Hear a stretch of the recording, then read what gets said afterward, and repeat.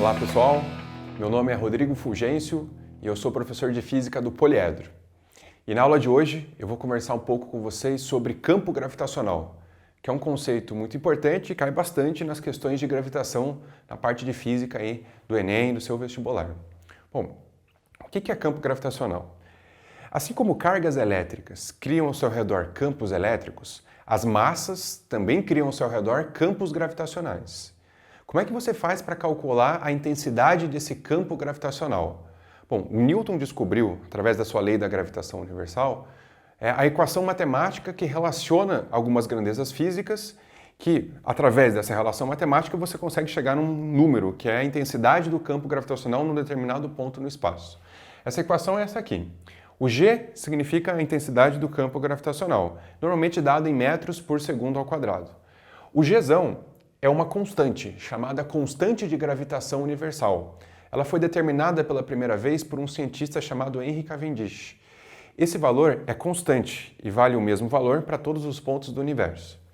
O m é a massa do corpo que está gerando esse campo gravitacional. Então, se eu considerar a Terra, que ela cria ao seu redor um campo gravitacional, aqui na equação eu teria que colocar a massa da Terra, que é aproximadamente 6 vezes 10 a 24 kg, mas você não precisa saber isso de cor.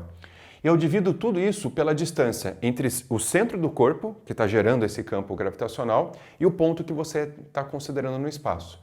E os nossos corpos aqui em gravitação, vamos considerar eles esféricos. Bom, então aqui eu tenho a Terra, o centro da Terra, o ponto que eu quero calcular a intensidade do campo gravitacional. O módulo desse campo vai ser o Gzão vezes m dividido por r mais h, que é a distância, elevado ao quadrado. Para pontos que estão muito próximos da superfície da Terra, esse hzinho, que é a altura em relação à superfície, ele pode ser considerado desprezível se o corpo estiver muito próximo da superfície. Pensa assim, eu quero calcular o campo gravitacional numa altura de 3 metros acima da superfície. Eu vou pegar o raio da Terra, que é 6.400 km, e eu vou somar com 3 metros, que vai dar aproximadamente 6.400 km, porque os 3 metros é desprezível perto desse raio que é tão grande. Então, para pontos próximos da superfície da Terra, a gente considera o h0 e o resultado dessa conta dá mais ou menos 10 metros por segundo ao quadrado. Obviamente, existem algumas variações locais de campo gravitacional, mas na maioria das questões do vestibular, ele vai te fornecer o campo gravitacional nas proximidades da superfície da Terra vale 10 metros por segundo ao quadrado. O que significa fisicamente esse 10 metros por segundo ao quadrado? Significa que se você abandonar um objeto, ele vai cair e vai ganhar velocidade a uma taxa de 10 metros por segundo a cada segundo que passa. Então, eu abandonei uma pedra. No primeiro segundo de queda, ela vai ganhar 10 metros por segundo. No segundo segundo de queda, que é entre o primeiro segundo e o segundo segundo, ela vai ganhar mais 10 metros por segundo e vai ficar com 20. Depois de mais um segundo, 30 e assim por diante. Bom, e como é que isso pode ser cobrado no seu vestibular? Existem uma variedade de questões, muitas questões diferentes de gravitação, mas uma que é muito comum é a comparação de campos gravitacionais. Então ele fala, por exemplo, de um planeta que tem uma massa diferente da Terra e um raio diferente da Terra e te pede, calcule a intensidade do campo gravitacional na superfície desse planeta. Vou fazer um exemplo aqui com vocês. Eu tenho esse planeta X, que eu quero saber quanto que vale a intensidade do campo gravitacional na superfície desse planeta. Eu sei que a massa desse planeta X é 2 vezes a massa da Terra e o raio desse planeta X é 4 vezes o raio da Terra. E como é que você vai fazer essa conta? Você vai fazer uma divisão. Você pega o campo gravitacional no planeta X, divide pelo campo gravitacional da Terra. Aí eu vou substituir pelas equações.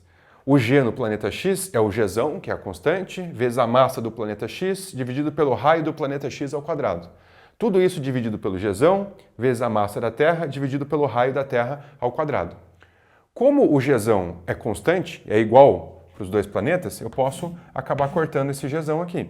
Aí fica massa do planeta X dividido pela massa da Terra, vezes o raio da Terra dividido pelo raio do planeta X, só que tudo isso é elevado ao quadrado. Não pode esquecer de elevar ao quadrado. Se eu substituir a massa do planeta X por 2 vezes a massa da Terra e o raio do planeta X por 4 vezes o raio da Terra, eu posso fazer algumas simplificações adicionais. Então eu posso cortar essa massa com essa massa e esse raio com esse raio. Vai ficar 2 vezes 1/4 elevado ao quadrado.